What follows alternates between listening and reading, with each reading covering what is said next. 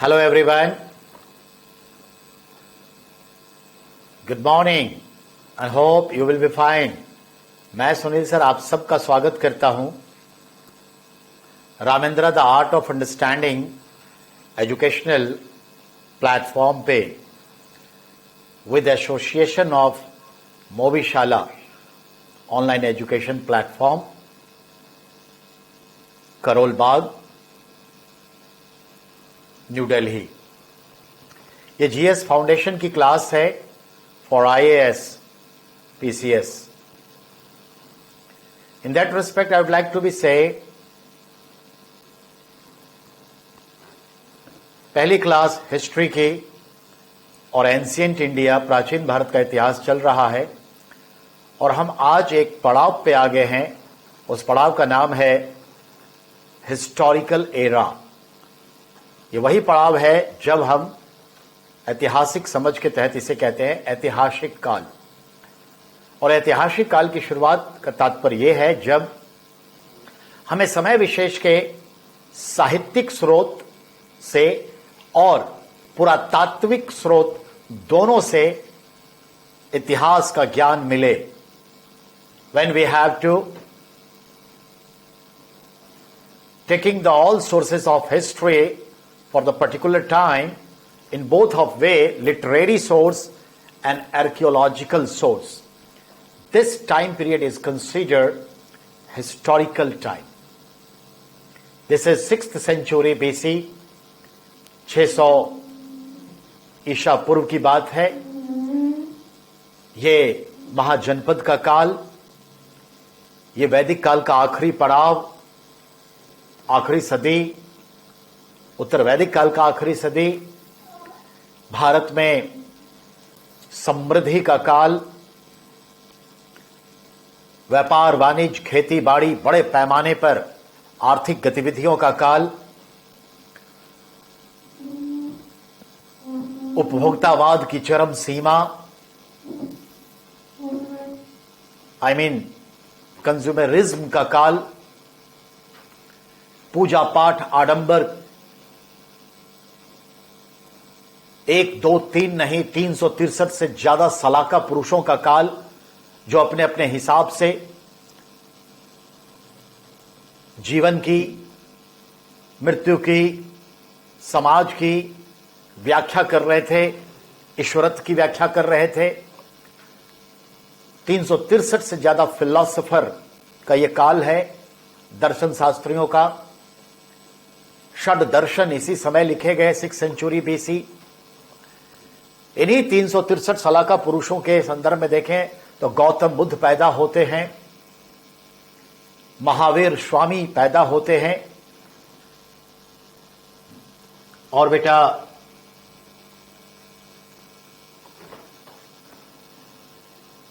इतना ही नहीं, मखले पुत्र गौशाल, अजीत केश कमली, चारवाक, ऐसे कई दर्शन उभर कर आते हैं। ये जो एक बड़ा बदलाव है सिर्फ आप भारत में नहीं देख रहे हैं, ये बदलाव पूरे संसार में है। वो वक्त ही ऐसा है। हम कहीं ईरान में, पर्सिया में, फारस में जोराष्ट्र को देख रहे हैं, जरथुष्ट्र को देख रहे हैं, जो पारसी धर्म के संस्थापक कहलाएंगे, जिनका हमने परसों उत्सव देखा, नवरोज,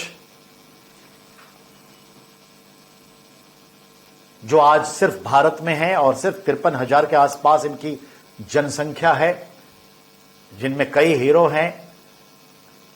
रतन टाटा है, जमशेदजी टाटा थे, जे.आर.डी. टाटा थे, ऋषि मोदी थे, साइरस पुनेवाला है, नुस्ली वाडिया है, साइरस मिस्त्री हैं, कई हैं। नाना फर्दनोद जी थे। इसके अलावे आप देखते हैं दादा भाई नौरोजी थे, कई थे। इसी समय 6th सेंचुरी बीसी में आप चीन जाते हैं, कन्फ्यूजियस को देखते हैं, लाओ त्से को देखते हैं, जो एक दो नए धर्म आ गए। हाय ज्योति, गुड मॉर्निंग बेटा, welcome and how are you. आप ऑडियो वीडियो दोनों से हमसे बात कर सकते हैं। आप लिखकर भी कमेंट करके हमसे बात कर सकते हैं, सवाल पूछ सकते हैं। गुड मॉर्निंग, हाँ गुड मॉर्निंग। अपने ऑडियो से हमसे बात कर सकते हैं आप लोग, और आप लोग वीडियो कॉलिंग के तहत, हमें तो आप देख ही रहे हैं, और आप अगर वीडियो कॉलिंग के तहत हमसे बात करेंगे तो मैं भी आपको देख सकता हूं। ठीक है, तो जब ऐसा दिल करे, जरूरत महसूस हो, यू कैन डू इट, आप सभी लोग। तो ये 6th सेंचुरी बीसी में ईरान में आपने देखा बदलाव है, यही बदलाव चीन में है, कन्फ्यूजियस है, लाओ त्से हैं। ऐसा ही कुछ थोड़ा बहुत बदलाव जापान में देखते हैं, शिंतोवादी धर्म का आगमन है। तो ये बयार पूरे एशिया में, ये बयार पूरे एशिया में है, और एक पूरा बदलाव है सृष्टि में। जब बदलाव चलती है तो 10-20 वर्षों में तो नहीं कह सकते, पर एक सदी में, एक सेंचुरी में पूरी दुनिया में यह बदलाव होता है। नेचर कहता है ये। कुल मिला के बात हम ये कहना चाह रहे हैं, बहुत ही संवेदनशील समय था, बहुत ही परिवर्तनकारी समय था 6th सेंचुरी बीसी। पूरी व्यवस्थाएं बदल रही थी, बहुत कंफ्यूजन भी चल रहा था, बड़े आडंबर आ गए थे। अब वैदिक जन जो थे, अब इतने उत्पादन करने लगे, अतिरिक्त सरप्लस प्रोडक्शन कि अब काफी आडंबर करने लगे, धर्म कर्म भी करने लगे, आडंबर भी उसी के साथ। जैसे कहते हैं ना, गेहूं के साथ घुन भी पिसता है। तो जब आप बहुत रिच हो जाते हैं तो आपके रिचुअल्स भी बहुत बढ़ जाते हैं, आडंबर भी, बॉस्टिंग कैरेक्टर्स भी जीवन में बहुत आ जाते हैं। अब देखते एक नहीं 17 प्रकार के अभी यज्ञ करते थे ये आर्यजन, और एक दो नहीं सैकड़ों हजारों पशुओं की बलि देते थे, सेक्रीफाइस करते थे। और ये लोग गाय खाने वाले तो थे ही, गाय कहीं हिंदू धर्म का कोई व्यवधान नहीं रहा। पुराने जमाने में आर्य लोग गाय खाते थे। गौतम बुद्ध ही जो आए तो कहा कि गाय मत मारो, क्योंकि गाय से कृषि है, पशुपालन है, इसके कई सारे उपयोग हैं, इकोनॉमी का बैकबोन है आपकी गाय, जो आर्य के काल में इकोनॉमी के बैकबोन थी, तब भी थी, इसलिए गाय को बचाओ। लेकिन आज गाय मारी भी जाती है तो सरकार मोस्टली हमारे आपके सेंटिमेंट से खेलने के लिए काम करती है, लेकिन जनरली चुप रहती है। क्यों? क्योंकि वो चाहती है कि गाय का जो भारत में जो नस्ल है वो नस्ल समाप्त हो जाए और दूसरी नस्ल तैयार हो जाए, जिससे क्या होगा कि दूध का उत्पादकता बढ़ जाएगी। भारत में आज वर्तमान में भारत का औसत पशु, जो दूध देने वाले पशु, जिसमें गाय और भैंस को ही रखेंगे, औसत पशु, एक पशु दूध 7 से 8 किलो पर डे देता है, जबकि इजराइल में 38 किलो, अमेरिका में 32 किलो, इंग्लैंड में 28 किलो एक गाय दूध देती है। ये एवरेज है। तो दिस इज द रियलिटी। तो कहने का मतलब यह है, ऐसी एक कामधेनु गाय थी वैदिक काल में हमारे ऋषि वशिष्ठ के पास, जिसके लिए युद्ध हुआ था, जो 7 बार दूही जाती थी। आज भी ऐसी गायें हैं यूरोप में, कोई कमी नहीं है। तो चलिए, ये तो अलग विषय है। तो कहने का मतलब है 6th सेंचुरी बीसी में हम देखें तो जो 950 बीसी में आयरन की खोज हुई, लोहे की खोज हुई, जो वैदिक जनों ने ढूंढा उत्तर वैदिक काल में, तो अब उस आयरन को ढूंढा 950 बीसी उत्तर वैदिक काल अतरंजी खेरा में, और उससे अब वो स्ट्रॉन्ग, सॉलिड, रिजिड हथियार बनाने लगे, वेपन्स बनाने लगे, और साथ साथ उपकरण, इंस्ट्रूमेंट्स भी बनाए।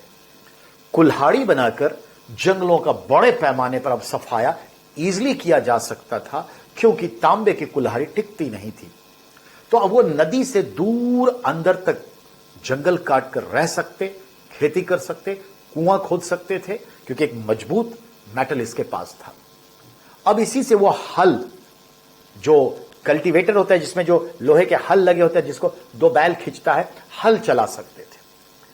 अब तक तांबे के हल होते, लकड़ियों के हल होते, मजबूत लकड़ियों के, खडीर वाले लकड़ियों के, कत्थे से बनी लकड़ियों के हल होते, पर उतनी गहराई से जुताई नहीं कर सकता, इसलिए नदी के क्षेत्र में, दलदली क्षेत्र में खेती करते थे।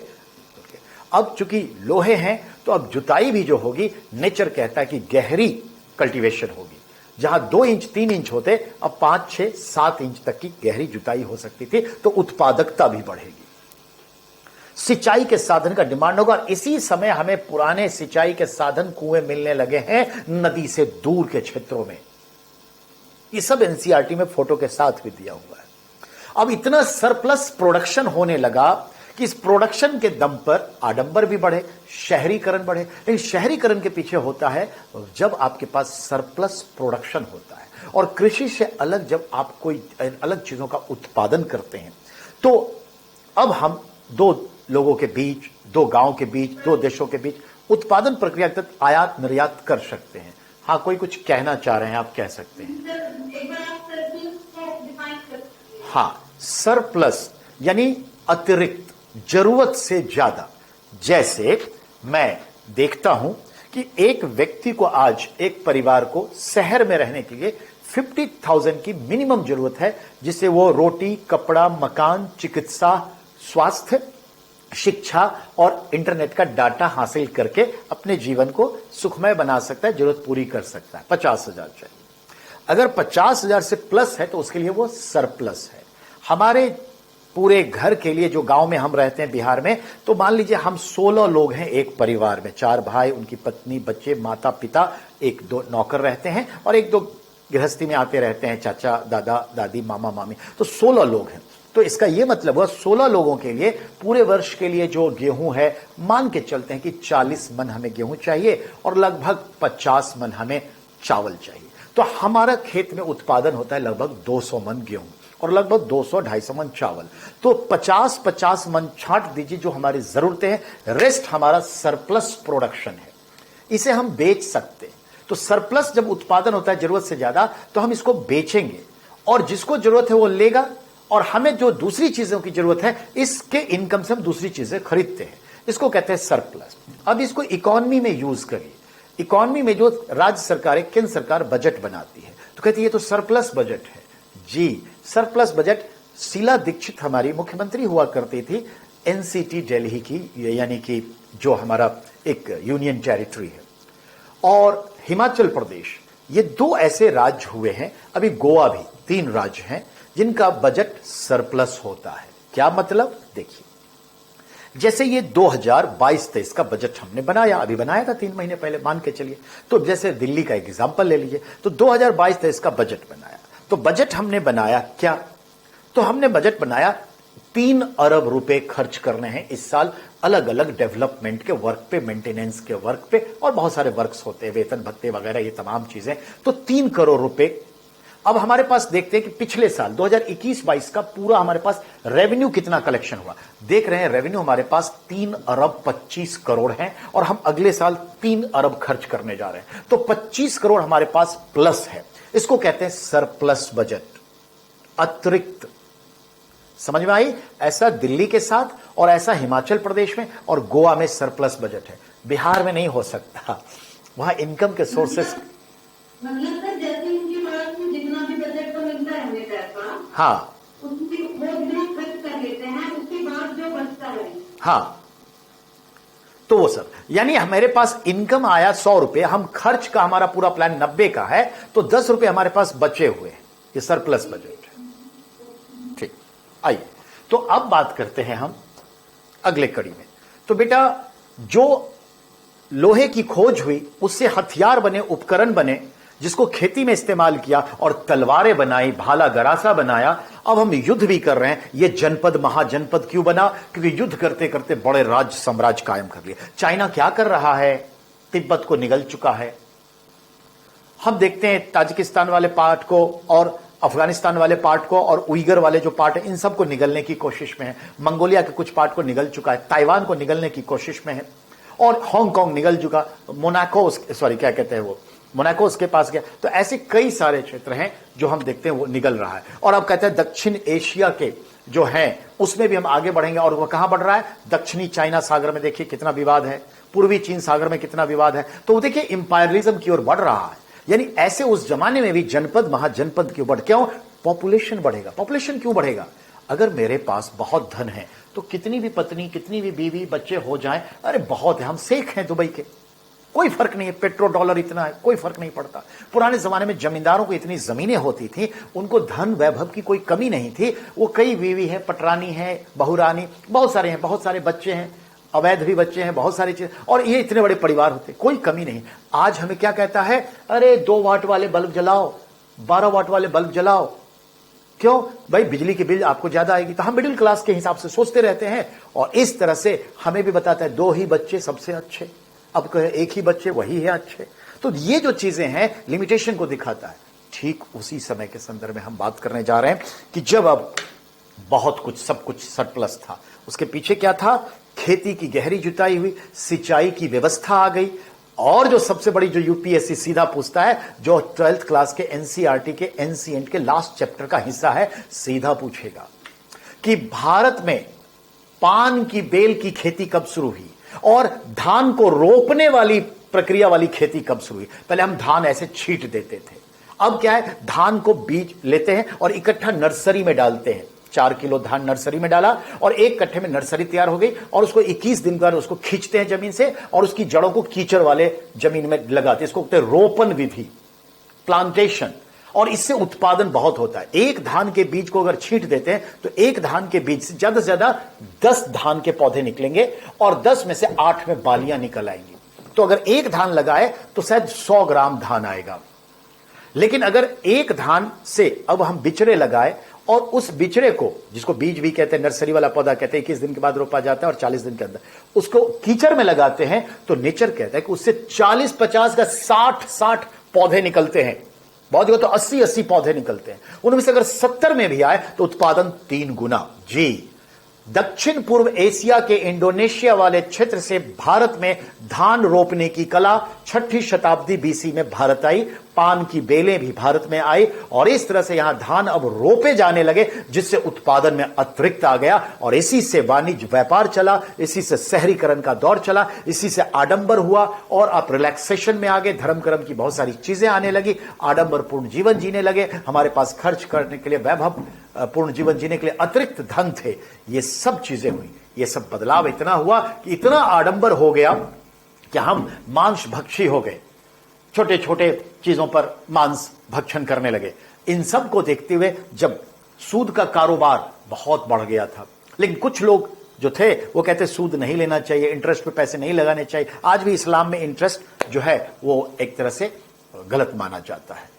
तो ये चीज है। तो वो ऐसा समय था कि बदलाव का समय था और इतने सारे महात्मा पैदा हो गए। जैसे आज आसाराम बापू, चलिए जेल में है, राधे मां अमृतामयी, सुधांशु जी महाराज, निर्मल बाबा, रामपाल जेल में हैं, और कितने सनी बाबा, मिर्ची बाबा, सुल्तान बाबा, कंप्यूटर बाबा, इतने सारे बाबा और बाबी हैं, देवी देवता, कि इतने प्रवचन चल रहे हैं। पूरा वृंदावन जाइएगा तो लगेगा कि कौन सी दुनिया में आ गए, मथुरा जाइएगा तो लगेगा ये भगवान कौन सी दुनिया में, हरिद्वार जाइएगा तो समझ में नहीं आएगा। हम मुखर्जी नगर आते हैं तो कोचिंग सेंटर का पोस्टर देखते हैं, करोल बाग आते तो कोचिंग सेंटर का पोस्टर देखते हैं, और जब हम हरिद्वार जाते हैं तो बाबाओं के पोस्टर है, सब अपने अपने कोचिंग प्रवचन देने में लगे हुए हैं। What the way? यही हाल था 6th सेंचुरी बीसी में। आडंबर भी बहुत था, रिचनेस भी था, शहरीकरण हो रहा था, लोग अब गांव से शहर की ओर जा रहे थे, व्यापार वाणिज्य अतिरिक्त चीजें आ रही थी, नए नए हस्तकला विकसित हो रही थी। ऐसे में बहुत लोग कंफ्यूज थे। कुछ कह रहे थे इंटरेस्ट लेना चाहिए, कुछ कह रहे इंटरेस्ट नहीं लेना चाहिए, कोई कह रहे वैदिक तरीके से ही जीना चाहिए, कोई कहते ना बिल्कुल अलग होना चाहिए। जो आज यहां थे वो पहुंच गए कहां। अब जैसे देखिए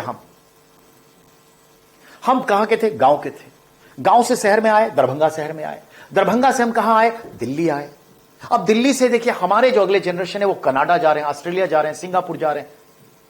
तो इस तरह से जब हमारा स्थान बदलेगा, जलवायु बदलेगी, परंपराएं बदलेगी, खान पान बदलेगा, फसल चक्र बदलेगी, पहनावा बदलेगा, रीति रिवाज बदलेगा, परंपराएं बदलेंगी, जब हर चीज बदल जाएगा तो हम पुरानी चीजों को कैसे समर्थ होंगे कि उसको हम कैरी करें, नहीं कर सकते। यही समय था 6th सेंचुरी बीसी में कि पुरानी चीजों को कैरी करना मुश्किल हो रहा था। कहने का मतलब यहां भी किताब है, यहां भी किताब है, किताब दबाए हुए हैं, स्कूल जा रहे हैं, और ऊपर रैक का किताब भी लेना है। अगर वो भी किताब लेंगे तो ये किताब गिरेगी।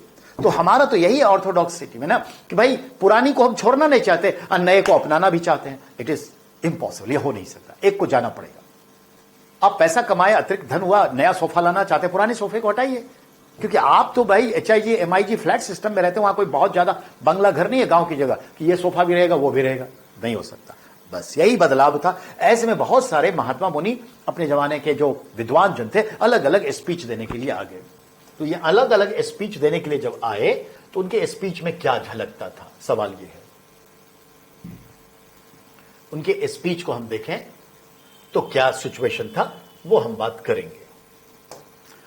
ध्यान देना है। इन्हीं दरमियान दो व्यक्ति भी जन्म लिए, एक 563वें महात्मा बुद्ध और एक 540 बीसी में हम देखते हैं महावीर स्वामी का जन्म होता है। तो ये जो पृष्ठभूमि की हमने बात की, ये वो पृष्ठभूमि है जो उत्तर भारत में इस तरह की पूरी व्यवस्था थी। इस समय दक्षिण भारत में क्या चल रहा था? Megalith era. दक्षिण भारत में इस समय कर्नाटक में, केरला में, तमिलनाडु में, आंध्र प्रदेश में और तेलंगाना वाले क्षेत्र में अभी चल रहा था मेगालिथ एरा।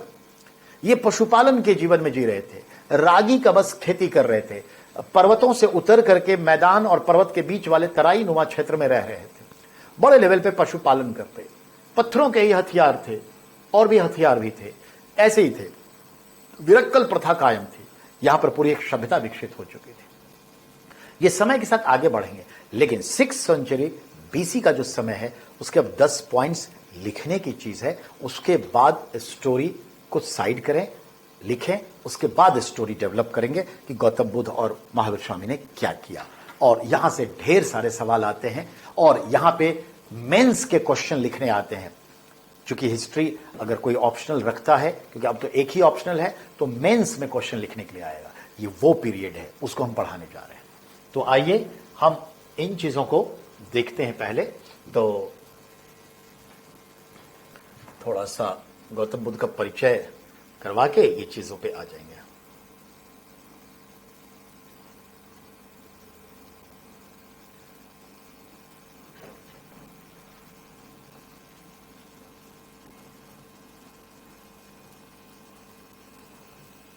ठीक है, हमने 10 अवतार तो आपको पढ़ा ही दिया था।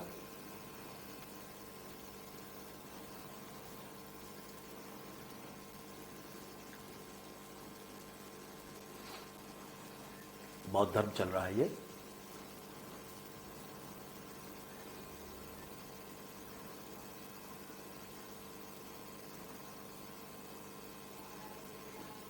सर, 6ठी शताब्दी में तो हर्ष का भी नाम था ना?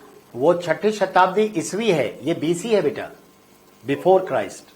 मतलब दोनों में 1000 साल का फर्क आ गया। ये जैन धर्म है।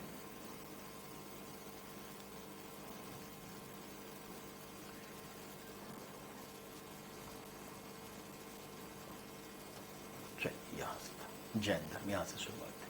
तो ध्यान देंगे, हम जैन और बौद्ध को पढ़ेंगे, डिटेल में पढ़ेंगे। कोई देखिए इस पीडीएफ से हमें कोई लेना देना नहीं है, ये तो समझा रहे हैं कि देखिए ये सब टॉपिक हैं। अब हम बात करते हैं सीधा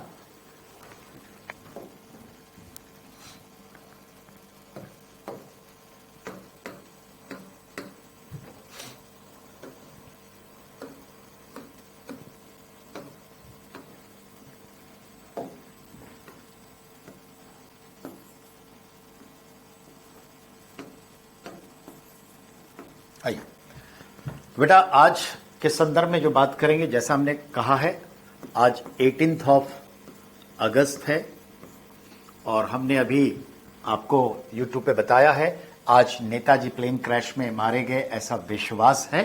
शहीद हो गए 1945 में 18 अगस्त। चलिए,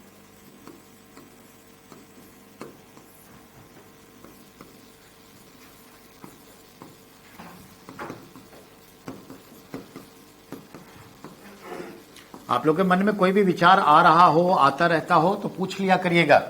मैं इन सब से कभी भी डिस्टर्ब फील नहीं करता बेटा।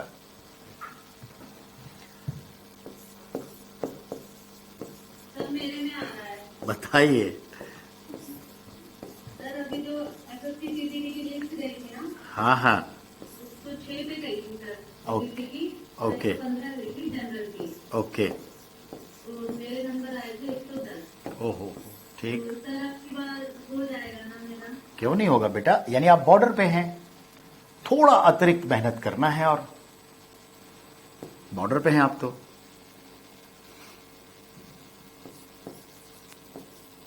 सर, सीआरपी की कट ऑफ गई है 155। 155, हाँ इस बार गई है, क्योंकि मेरे एक स्टूडेंट थे रितु गुलिया, वो बता रही थी सर 3 नंबर से छूट गया। एक्चुअली वो शी वॉज प्रेग्नेंट थी जब पढ़ रही थी, तो उसके बाद छुट्टी ले ली, बच्चे हुए, अब बच्चे उनके 1-1.5 महीना के और एग्जाम हो गया था, तो बड़ा 155 हाँ हाँ, वो भी वही है, जाट हैं, गुलिया हुई ना, जाट हैं, ओबीसी में आती हैं। वो भी फिर आता है। हाँ सर बताओ, इतनी कट ऑफ थोड़ी ना जानती है। हाँ हाँ, बहुत ज्यादा है ये। तो हम गौतम ज्यादातर बच्चे भी नहीं पढ़ रहे हैं। बिल्कुल, हाँ, कंपटीशन तो हर बार टफ होता चला जाएगा बेटा, क्योंकि इतने सारे हैं, और बीच में जो इतना रुक गया था उसकी वजह से सब रुके हुए थे। जैसे बाढ़ के पानी को, आप पानी तो है, अब बांध बना के रोक लिया और अचानक खोलेंगे तो ज्यादा सैलाब आएगा। तो वही चीजें थी कि 2 साल से कोविड के सब रुका हुआ था, सब अपना मन में प्रण लेकर के बैठे हुए थे, बस सब अपना दिव्यास चलाए, सबका यानी 155 पे चला जाना, मतलब सब तैयारी करके आए थे। सीधी सी बात है। अब आइए बेटा, इस समय के संदर्भ में 3-4 बातें हम करेंगे। 6th सेंचुरी बीसी का समय, नॉर्थ इंडिया की बात हो रही है स्पेशली। अब 6th सेंचुरी में जितनी भी हमने बातें अभी करी नॉर्थ इंडिया के संदर्भ में, तो पहली बात यहां पर क्या निकल के आ रहा है, ये जो टाइम है, इसी समय में गौतम बुद्ध पैदा हुए, इसलिए हम कहते हैं बुद्धा एरा, और इसी को कहते हैं क्या, emerging of new idea.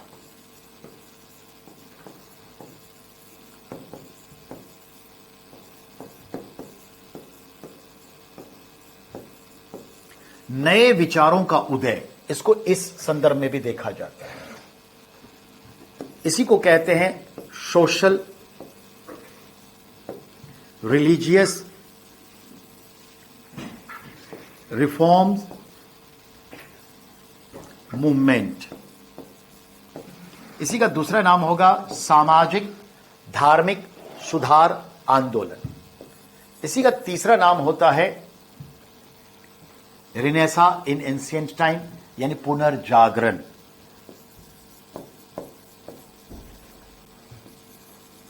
Renaissance in ancient time, क्योंकि 2 बार रिनेसा होगा भारत में, पुनर्जागरण होगा। एक तो ये हुआ, इसको हम फेज 1 कहते हैं, और दूसरा बेटा, हाँ कब होगा बताइए?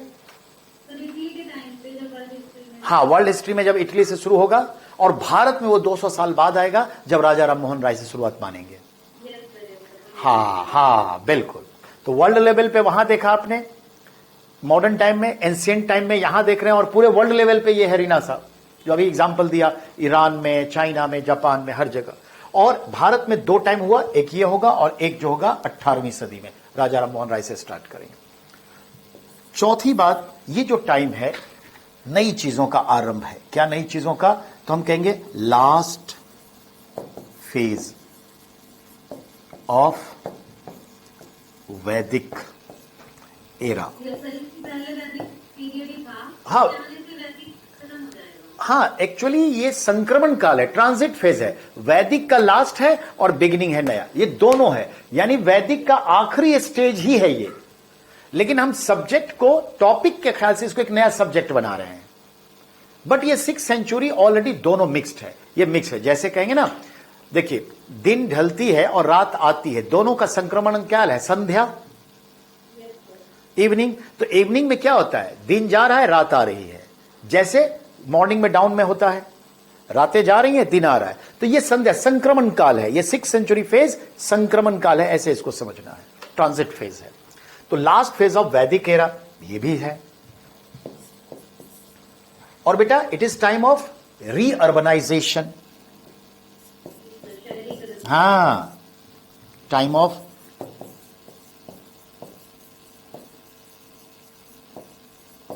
तो भारत में दूसरी बार शहरीकरण का दौर है, और इस समय तक जो शहर विकसित हुए उसको कहेंगे प्रोटो सिटी या टाउन। प्रोटो का मतलब बेटा है हाफ, इसको लिखा जाता है आद्य शहर। आद्य यानी आधा, आद्य शहर, क्योंकि पूर्ण रूप से विकसित नहीं हुआ था, शुरुआत हो चुकी थी। और इसी समय से वाराणसी है, कौशाम्बी है, इसी समय से आपका श्रावस्ती है, उज्जैन है, ये सब इसी समय के सिटी हैं। अभी 16 महाजनपद पढ़े थे ना हम लोग, तो ये सारे इसी समय के सिटी हैं। That is important. अब आइए छठा, टाइम ऑफ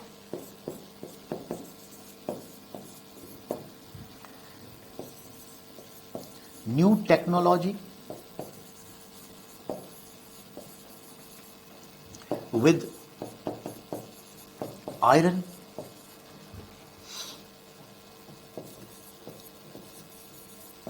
weapons भी और इंस्ट्रूमेंट्स भी,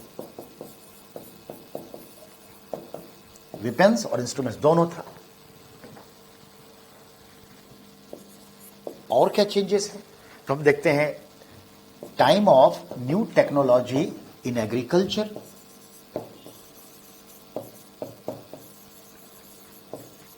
ये भी है। और एग्रीकल्चर में क्या आएगा वो दो मैं आगे लिखूंगा, आप लोग इसको लिखिए तब हम पेज को फिर टर्न लेंगे। और जैसे हो जाए, जो भी जितने लोग आप लोग हैं, जब हो जाए तो एक बार बता दीजिए डन, या तो लिख के या बोल के, तो हम पेज को आगे बढ़ा लेंगे।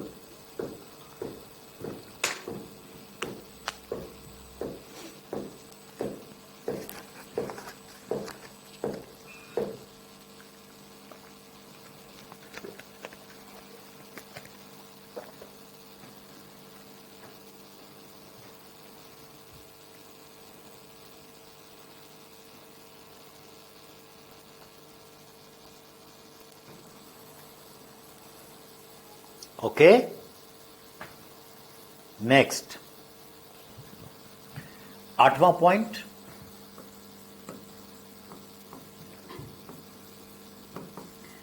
Emerging of trade and commerce.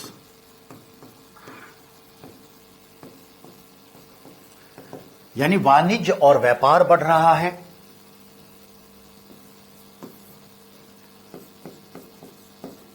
New way of production,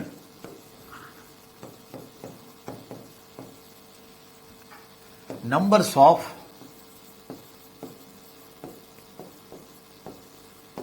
handicraft,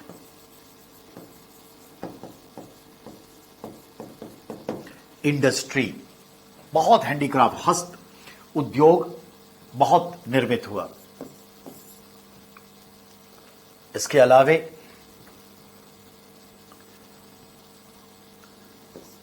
रोपन, कृषि,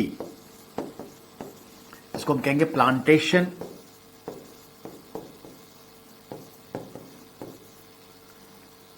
एग्रीकल्चर या एग्री, ये एक बड़ा इंपॉर्टेंट रहा, जिसके तहत हम कहेंगे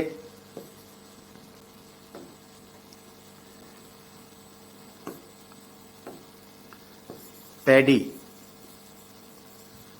प्लांटेशन। ये पैडी प्लांटेशन कहां से आया पूछेगा, कहेंगे फ्रॉम इंडोनेशिया। और ये इंडोनेशिया का मतलब हो गया साउथ ईस्ट एशिया। इसी समय भारत में शुरुआत होती है पान की बेल, यानी पान को क्या कहते हैं, बीटल कहते हैं ना, बीटल क्रीपर्स प्लांटेशन, इसकी भी शुरुआत भारत में हो। और वाणिज्य व्यापार बढ़ा तो पूंजी की जरूरत होगी, और इसलिए इंटरेस्ट का कारोबार शुरू हो जाएगा, फिनेंस, वर्क, डेवलप।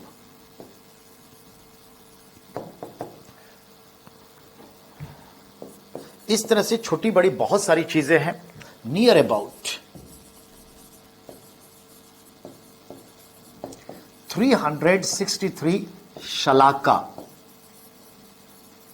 पुरुष, इसका मतलब हुआ फिलोसोफर, इमर्ज्ड। यानी 363 से ज्यादा सलाका पुरुष देखते हैं, यानी बड़े बड़े फिलोसोफर डेवलप हो गए अपने अपने सिद्धांतों को लेकर, जैसे आज से हमने आपकी तुलना करके दिखाई। Like Buddha, Mahavir, Charvaka,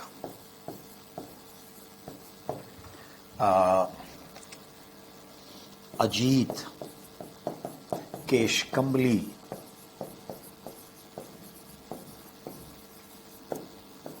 so on, यानी ऐसे बहुत सारे।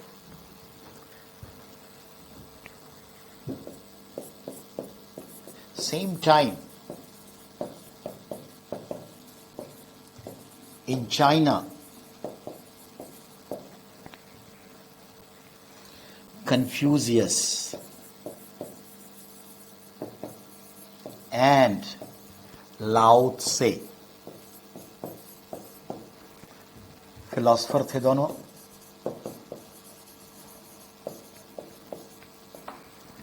हम कन्फ्यूजियस की जो कंपेयरिंग है ये बुद्ध से किया जाता है, ये याद रखने की चीज है। और लाओ त्से की तुलना जैन से यानी महावीर स्वामी से की जाती है। वहां भी ये दोनों आज धर्म है। Please pen down everyone.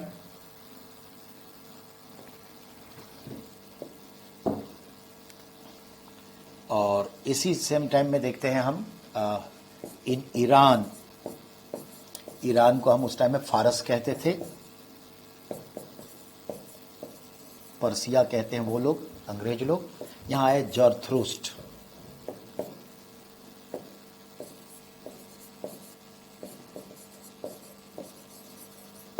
जिनको हम जोरास्ट्रियन आज कहते हैं, जोरास्ट्रा।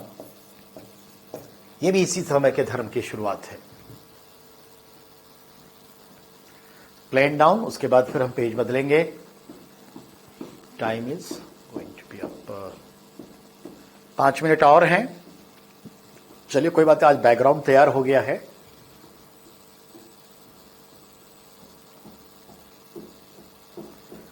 यहां पे हमारे पास जगह है।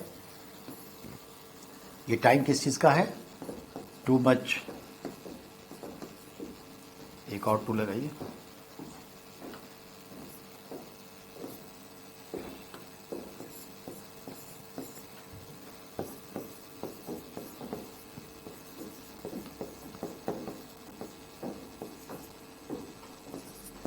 अति उपभोक्तावाद का समय था। अति उपभोक्तावाद का समय, टू मच या एक्सट्रीम कंज्यूमरिज्म। और इन सब के पीछे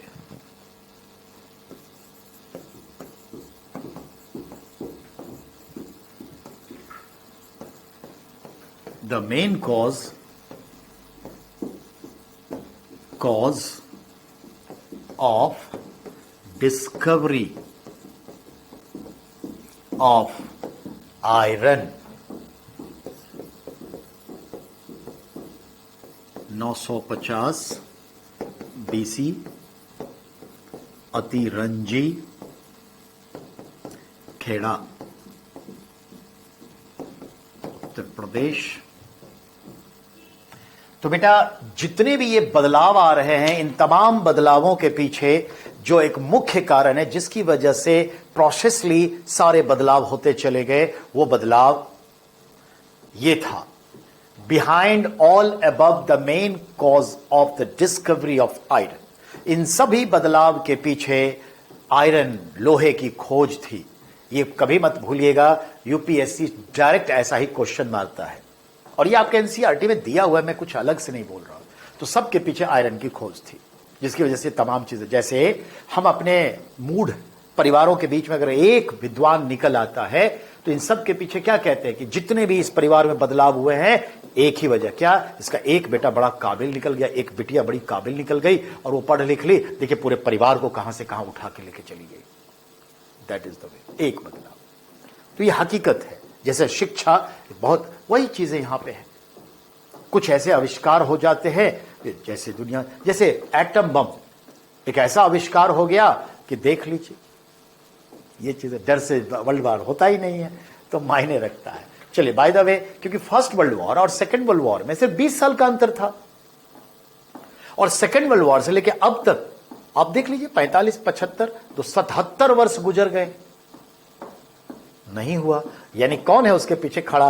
एटम बम, ये टेक्नोलॉजी, ये डिस्कवरी, यानी ये चलिए, तो आज के संदर्भ में हम यहीं पे रखते हैं, टू बी कंटिन्यू टुमारो। लेकिन टुमारो जो है, कल तो फ्राइडे है, तो कल हम लोग क्वेश्चन आंसर करेंगे, अभ्यास करेंगे, कोई हर्ज नहीं, मंडे को इसको भी करेंगे। और कोई सवाल है आपका तो पूछ लीजिए, 2 मिनट में हम क्लास को ऑफ करेंगे।